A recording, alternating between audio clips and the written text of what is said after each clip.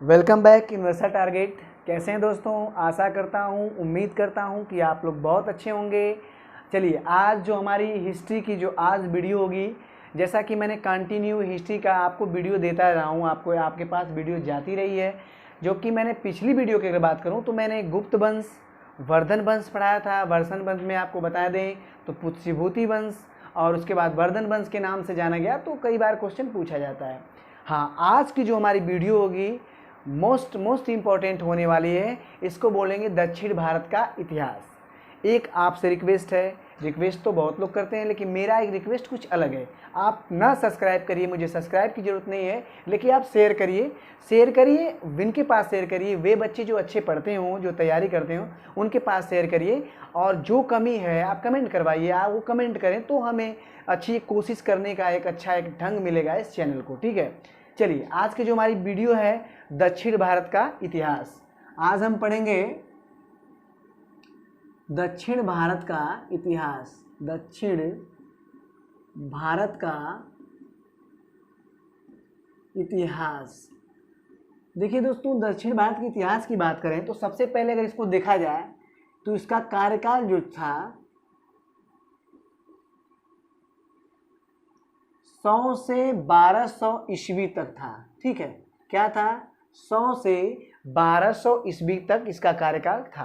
आराम से समझिए, कोई दिक्कत नहीं, मैं कैसे बता रहा हूँ, आप इसको देखने की कोशिश करिए। ठीक, अब देखिए, दक्षिण भारत के इतिहास की बात करें, इसको भी कई पार्टों में डाल दिया गया। जैसे मानते हैं, जैसे मान लीजिए 100 से, ठीक है, 100 से 300, ये 100 से क्या है, 100 ईस्वी से 300 ईस्वी तक कार्यकाल को क्या बोला गया? संगम काल बोला गया। क्या बोला गया? संगम काल। उसके बाद देखते हैं 500 से 1200, ठीक है, 500 से 12 तक कार्यकाल को कुछ संकेत तो बोला नहीं गया था, लेकिन इसमें कौन कौन से वंश आए थे ये देखते हैं। जैसे राष्ट्रकूट, ठीक, राष्ट्रकूट, फिर चोल, फिर पल्लव, और उसके बाद जो आए थे आपके इम्पोर्टेंट राष्ट्रकूट हो गया, चोल हो गया, और उसके बाद चालुक्य आए थे। क्या आए थे? चालुक्य। इसमें सबसे पहले ये पल्लव आए थे। ठीक, तो मैंने सन को भी कर दिया, मतलब कि 2 डिवाइड हो गया, 100 से लेकर 30 तक और 500 से लेकर 12 तक। देखिए, एक क्वेश्चन पूछता है संगम काल। ठीक, तो संगम काल, सबसे पहले संगम काल को समझेंगे। संगम काल होता क्या है? ठीक है, देखिए, संगम काल में क्या होता था, पहले क्या होता था कि तमिल कवि थे, ठीक है, तमिल कुछ कवि थे, और उन कवि की बात बताऊं तो वे क्या करते कि अनेक विषयों पे अपना विचार देते थे, और वो विचार सभाओं के माध्यम से देते, यानी कि बहुत सी सभाएं मिलती थी। जैसे मदुरई कपाटपुरम में सभा जुटती थी, और उस सभा में क्या करते, तमिल जो कवि थे वे क्या करते थे कि नए नए विषयों पर अपना विचार देते थे। तो मैं इसको क्या टाइप कर देता हूं, आप लोग नोट कर लेंगे। जैसे संगम काल की बात करें, ठीक है, संगम काल तो कौन मुख्य थे? तमिल कवि। ठीक है, तमिल कवि थे, और ये क्या करते थे, नए नए विचार, ठीक, नए नए विचार, और क्या करते थे, और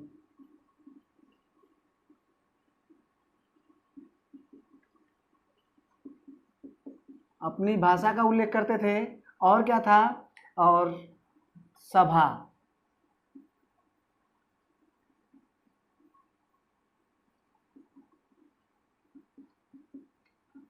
आयोजन। ठीक, 3 बात हो गई। और ये कितनी सभा? 3 सभा हुई थी, 3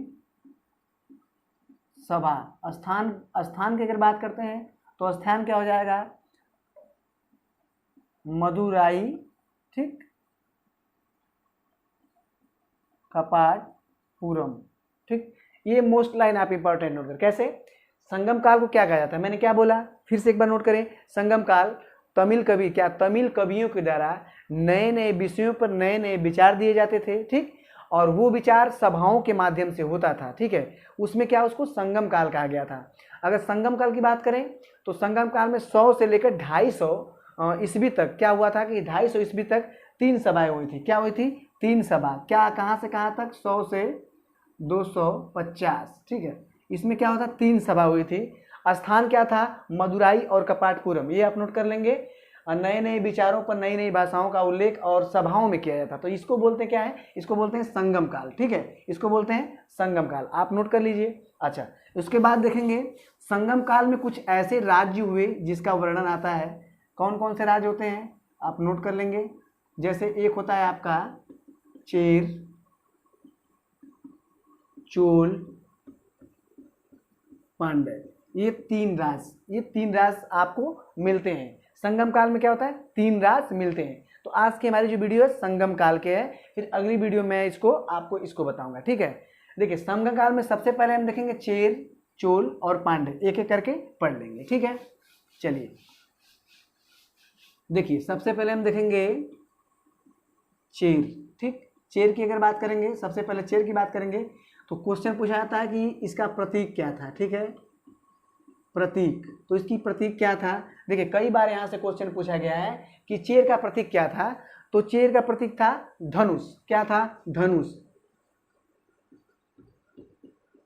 कैसे याद करेंगे इसको, मतलब कोई धनुष हो और उस धनुष से क्या करेंगे, बाण अगर मारेंगे आप तो उसमें से तीर निकलेगी और वो तीर क्या करेगी, किसी की सीना चीर सकती है। ठीक, तो इस तरह आप कर लेंगे कि इसका प्रतीक चिन्ह क्या था, तीर था, ये भी आप नोट कर लेंगे। उसके बाद देखेंगे सबसे इंपॉर्टेंट, अगर इसकी बात करें, क्षेत्र की बात करेंगे, क्षेत्र कहाँ था, तो इसका क्षेत्र था, इसका क्षेत्र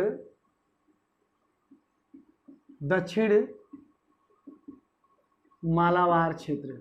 ठीक है, दक्षिण मालाबार क्षेत्र, ये नोट कर लेंगे। ठीक, आधुनिक नाम आप जानते हैं क्या है, आधुनिक नाम। ठीक, केरल। ठीक, आधुनिक नाम था, क्या था, केरल था, ये भी मोस्ट है, इंपॉर्टेंट है। उसके बाद आप यहाँ से कर सकते हैं। ठीक, उसके बाद अगर बात करें हम तो इसमें 250 क्या 150 सॉरी 150 ईस्वी में क्या हुआ था, कई घटनाएं हुई थी, उस घटना को मैं बताता हूँ। जैसे क्या हुआ था कि चेर, चोल, पांडव, तो चेरों ने क्या किया था कि चेरों ने चोल के राजा, ठीक है, चेरों ने चोल के राजा करिकाल, ठीक है, करिकाल को क्या किया था, मार डाला था। मतलब चेरों ने क्या किया था कि चोलों का एक राजा था करिकाल, बहुत महान शासक था, महान राजा था, उसको क्या किया गया था कि चेरों के द्वारा मार दिया गया था। फिर उसके बाद क्या हुआ, बदले में चोलों ने चेरों के राजा को मार दिया था। ये दोनों चीज, मतलब कि क्या क्या, उसने उसको राजा को मारा, इसको उसने पे, तो ये घटना 150 की है, आप नोट करेंगे। करिकाल को जब मारा गया था, तो 150 में मारा गया था, ये मोस्ट इंपॉर्टेंट, इसको नोट कर लेंगे। ठीक है, अब उसके बाद अगर बात करें, ये क्वेश्चन और पूछा जाता है कि राजधानी, मतलब कि चेरों की राजधानी कहाँ पे थी। ठीक, तो यहाँ पे बात करते हैं, राजधानी की बात करें तो वज्जी थी। क्या थी, राजधानी। ठीक, वज्जी थी और करूर थी। ठीक, क्या थी, राजधानी वज्जी थी और क्या थी आपकी, करूर थी। कई बार क्वेश्चन यहाँ से पूछते हैं, इसलिए आप लोग पेन कापी लेके इसको नोट कर सकते हैं। ठीक, ये आप इंपॉर्टेंट यहाँ से नोट कर लेंगे। उसके बाद देखते हैं एक और लाइन जहाँ से क्वेश्चन पूछा जाता है, एक महान शासक था, उस शासक का नाम क्या था, सेनगुट्टवन। ठीक, एक महान शासक, उसका नाम क्या था, सेन। ठीक, सेनगुट्टवन से क्वेश्चन कई बार पूछा जाता है। तो सेनगुट्टवन ने क्या किया था, इसने गणिक पूजा की शुरुआत की थी। गणिक पूजा यानी कड़िक पूजा बोले या गणिक पूजा, बात एक ही है। ठीक है, उसको बोलते हैं पत्नी पूजा। क्या बोलते हैं, पत्नी पूजा। ठीक, तो पत्नी पूजा की शुरुआत की थी। ठीक है, सबसे पहले क्वेश्चन पूछा जाएगा कि पत्नी पूजा की शुरुआत किसने की थी, तो पत्नी पूजा की शुरुआत किया था, किसने किया था, ये किए थे सेनगुट्टवन। ठीक है, एक और प्रसिद्ध राजा था, एक और एक राजा, एक प्रसिद्ध राजा था, इसको भी नोट करते हैं, यहाँ से भी क्वेश्चन पूछा जाता है। प्रसिद्ध राजा जिसको क्या बोलते हैं, आदिगेमान। आदिगेमान, ये आदिगेमान ने क्या किया था दोस्तों, यहाँ से कई बार क्वेश्चन पूछा गया है। आदिगेमान ने गन्ने की शुरुआत की थी। क्या की थी, जैसे कि गन्ना अगर बात किया जाए तो गन्ने की खेती की शुरुआत किसने किया था, तो आदिगेमान ने किया था। ठीक है, तो गन्ने की खेती का शुरुआत, गन्ने की खेती का शुरुआत, एक एक ऑब्जेक्टिव मैं बना रहा हूँ, एक एक ऑब्जेक्टिव जो मुझे पता है वो मैंने आपको बताने की कोशिश कर रहा हूँ। ठीक है, तो ये हो गया आपके दो शासक इंपॉर्टेंट। शेरगुट्टवन जो गणिक पूजा या कड़िक पूजना के नाम जाना जाता है, पत्नी पूजा, इसकी शुरुआत की थी। आदिगेमान क्या क्या था, इसने गन्ने की शुरुआत किया था। बहुत बहुत इंपॉर्टेंट है, ये आप नोट कर लेंगे। ठीक है, ये देखिए चेरों ने चोल के राजा को मारा था। ठीक, और चोलों ने चेर के राजा को मारा था। दोनों में बाद में समझौता हो गया था, संधि हो गया था। तो ये चेर की बात, 5-6 ऑब्जेक्टिव बनते हैं, इसको आप नोट कर लेंगे। ठीक है, चलिए आगे देखते हैं। चेर के बाद जो आए थे अगले, चोल की बात करें तो चोलों को 2 जगह देखा गया है, 3री और 4थी शताब्दी में भी देखा गया, साथ में इनका कार्यकाल समाप्त हुआ उसके बाद 9वीं शताब्दी में भी इनको देखा गया है। ये आप नोट कर लेंगे। कौन है भाई, ये चोल। ठीक, चोल की अगर बात करें तो इनका प्रतीक चिन्ह पहले नोट करें, प्रतीक चिन्ह। देखिए प्रतीक चिन्ह की बात करें तो क्या था, बाघ। ठीक, बाघ क्या करता है, बाघ अगर किसी को खाता है और या फिर किसी का क्या करता है, किसी को मार डालता है, तो क्या करता है, डायरेक्ट सामने से थोड़ी जाता है, वो चोरी से जाता है। चोरी से, चोल क्या करता है, चोरी से जाकर उसको क्या करता है, मार देता है। तो ये ट्रिक नोट करेंगे, चोल बाघ यानी चोरी से किसी की हत्या करता है, खाता है, अपना भोजन वो बनाता है, तो क्या करता है, ये प्रतीक चिन्ह क्या है, बाघ है। इस तरह आप नोट कर लेंगे। उसके बाद देखेंगे राजधानी किसको बनाया गया, चोल ने राजधानी किसको बनाया था, राजधानी। ठीक, तो राजधानी जो बनाए थे मंतूर, उरैयूर और तंजावुर। ठीक है, तो उसके बाद मंतूर और उरैयूर और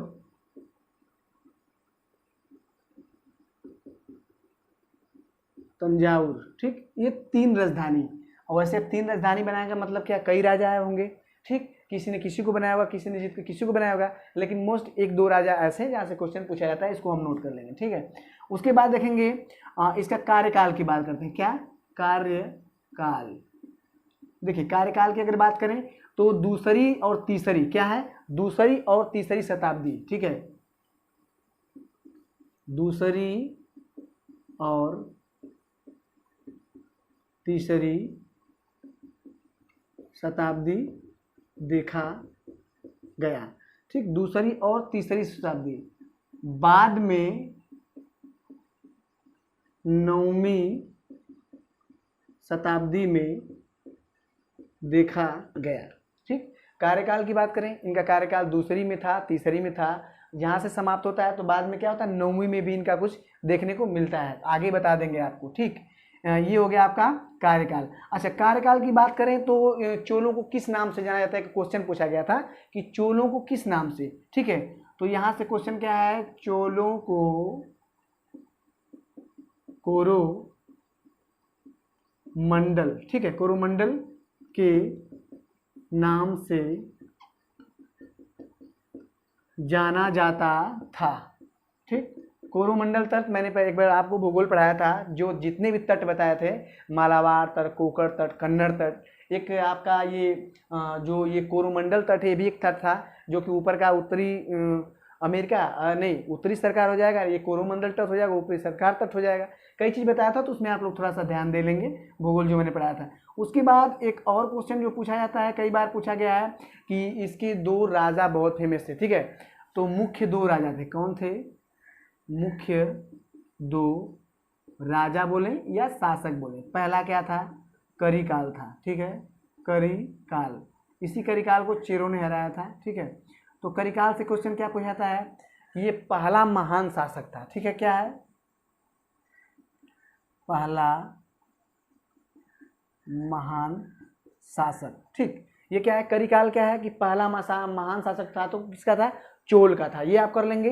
अच्छा, उसके बाद देखते हैं, अगर इसकी बात करें तो इसने क्या किया था कि श्रीलंका से 12,000 लोगों को बंदी बना के भारत लाया था। ठीक है, तो ये भी आप नोट करेंगे, श्रीलंका से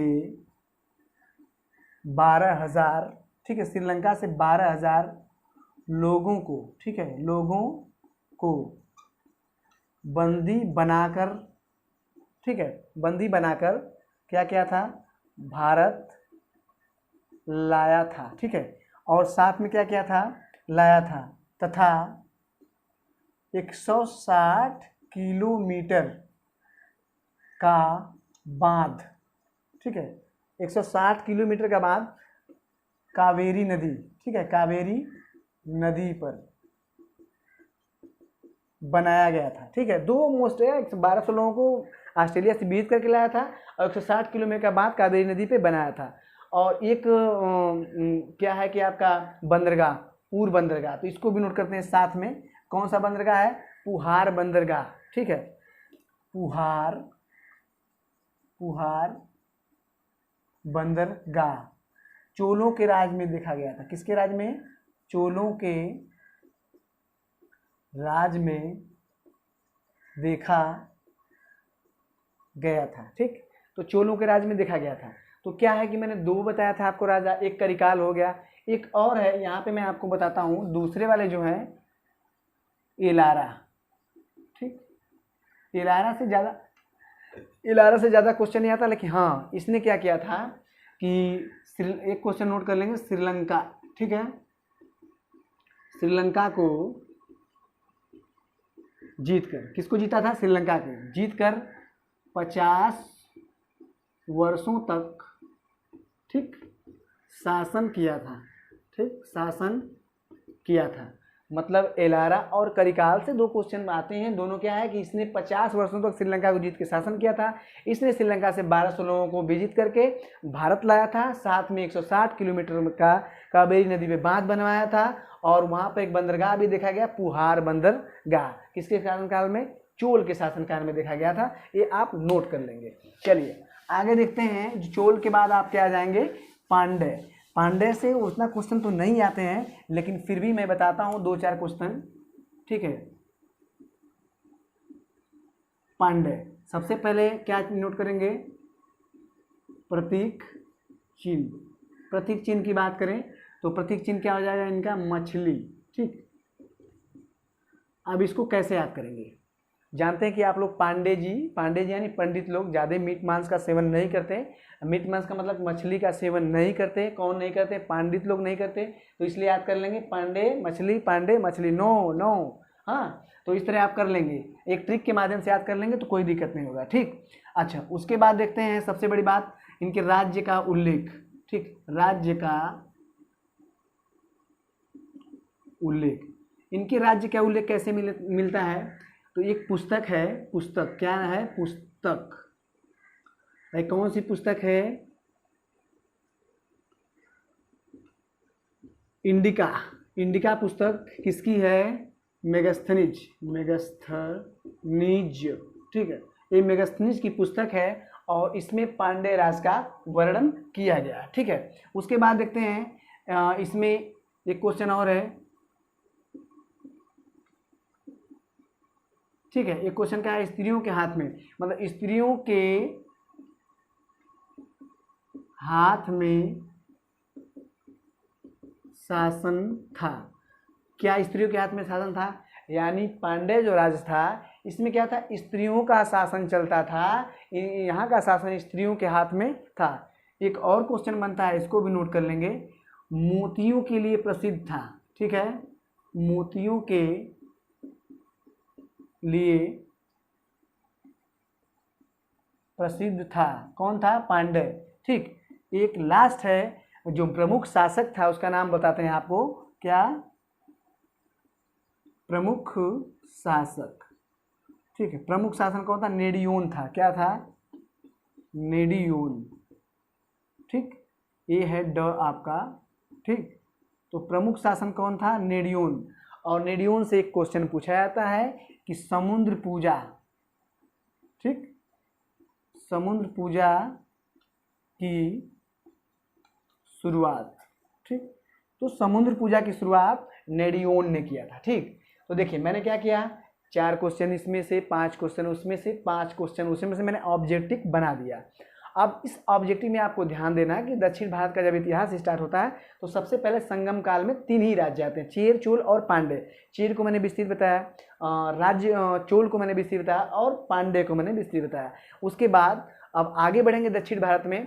मैप की दृष्टि से आपको बता दूं कि मैप की बात करते हैं तो देखिए ये भारत मान लीजिए, सपोज दैट ये हमारा भारत, ठीक है। क्या है ये हमारा भारत है, ठीक। तो इस भारत में चेर का स्थान कहाँ था, चोल का स्थान। तो देखिए यहाँ पे क्या था, इस स्थान पे आपका था चेर, ठीक। उसके बाद इस स्थान पे क्या था आपका चोल, और इस स्थान पे क्या था आपका पांड्य, फिर इस स्थान पे क्या था आपका पल्लव, ठीक। फिर इस स्थान पे क्या था चालुक्य, फिर इस स्थान पे क्या था आपका राष्ट्रकूट, वातापी के चालुक, बादामी के चालुक, कई पार्ट में मिलेगा आपको। तो ये इतिहास का पार्ट है, कई चीज़ों में दक्षिण भारत बटा हुआ था। तो इसको हम लोग मैप से, आपको मैप से भी बता दे रहा हूँ और इस तरह ऑब्जेक्टिव जो बनते हैं मैंने इसको बता दे रहा हूँ, ठीक है। खास तौर से ये जो संगम काल के काल थे और ये पांडे काल था, पल्लव काल था, ये कृष्णा नदी के दक्षिण साइड में, यानी कृष्णा नदी, यहाँ से कृष्णा नदी निकली थी और कृष्णा नदी की दक्षिण साइड में ये सब वंश बसे हुए थे, ठीक है। तो चलिए आज की हमारी यही वीडियो रही। वीडियो कैसा लगा, उम्मीद और आशा के साथ मैंने वीडियो बनाया, आपके रिस्पांस की ज़रूरत है। वीडियो को लाइक करिए, सब्सक्राइब कर दीजिए। अगली वीडियो मिलते हैं, तब तक के लिए थैंक यू।